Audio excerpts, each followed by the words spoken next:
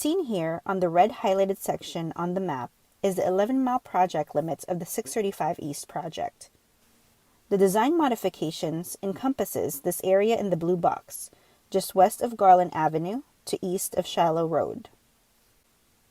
Here we have a side-by-side comparison of the same intersection between the originally proposed schematic and the plans of the proposed changes to that design.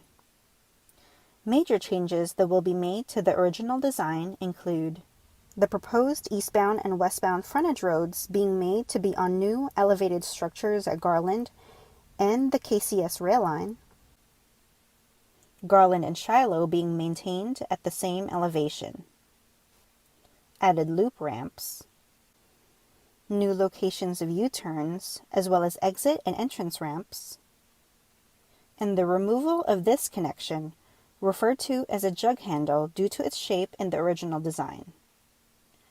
We'll go over all these changes in detail in the next few slides. Here we have a more realistic depiction of the area, if we decided to go with the original schematic to build the new roadway.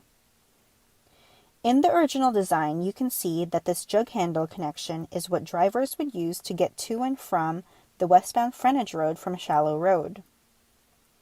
The original design also has both the Northwest Highway exit and Garland Avenue entrance ramps to and from the eastbound 635 main lanes, built in this overlapping braided configuration. Both eastbound and westbound frontage roads would depress below the KCS rail and form an at-grade intersection at Garland Avenue. The KCS rail line would be elevated on a structure above the frontage roads. And although it's not too noticeable on this flyover photo, in the original design, Shiloh Road and Garland Avenue would be built significantly lower than the existing elevation crossing below I-635 and approaching the intersection. Still on the original design, this is a closer look at how the underpass structure would look like at the KCS rail line along Garland. All these design details from the original schematic, including this underpass design at the frontage road, will no longer be used to build Garland Avenue and its surrounding areas as part of the 635 East project. Now let's go into what designs will actually be used to build the roadway. The frontage roads will now be on elevated structures crossing over Garland Avenue and KCS rail, the complete opposite of what was proposed in the original design. These new loop ramps will help get drivers to and from Garland Avenue from the 635 East main lanes. For example, in order to get from Garland Avenue onto the eastbound frontage road, you would have to take this loop ramp on the south side of 635. Similarly, this loop ramp on the north side of 635 will help drivers access Garland Avenue from the westbound frontage road. This lane adjacent from the north loop ramp will serve as the connection to the westbound frontage road for northbound and southbound Garland Avenue drivers. Another thing about these new loop ramps is that it'll provide drivers that west to east traffic movement, which means it completely eliminates the need for a designated west to east U-turn lane.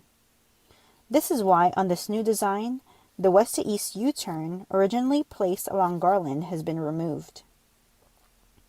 While we're talking about U-turns, you'll find on this new design that we're keeping the east to west U-turn. The only change about this U-turn from the original design is that it'll be moved about 1,000 feet to the west of Garland Avenue. Another thing you'll notice about this new proposed design is that it will remove the jug handle connection from Shallow Road to the westbound frontage road. The proposed design in this area will now be a more subtle, at-grade, signalized intersection. Garland Avenue and Shallow Road will no longer be built as depressed roadways, but instead will be maintained at about the same existing elevation. Finally, we are spreading apart the design of the once overlapping eastbound exit to Northwest Highway and eastbound entrance from Garland Avenue. We are removing the braided ramp design, originally implemented in the approved schematic. Now, the eastbound 635 exit ramp to Northwest Highway will be built approximately 300 feet to the west. and the entrance ramp from Garland Avenue to eastbound 635 will be shifted approximately 1,000 feet to the east. This shifted exit and entrance ramp locations will not impact access to and from the 635 main lanes and local streets. In addition, all of these new design changes mentioned above will not need additional right-of-way to be acquired from the adjacent properties. Here's a closer look at the loop ramp on the south side of 635. If you're driving south on Garland and you're interested in accessing the eastbound frontage road, you'd have to take this loop ramp that gets you to the same elevation as the existing main lanes. This connection alongside of the loop ramp is the new exit from the frontage road to Garland Avenue. Northbound Garland traffic who want to access the eastbound frontage road would be able to turn left at the signalized intersection. Now, a closer look at the loop ramp on the north side of 635, which has the same kind of concept from the one on the south, except you start off at the westbound frontage road and access Garland Avenue using the loop ramp. As for these lanes, right beside the north loop ramp, they will allow Garland Avenue traffic access to the westbound frontage road. This intersection for Garland traffic to turn into the frontage road will also be signalized.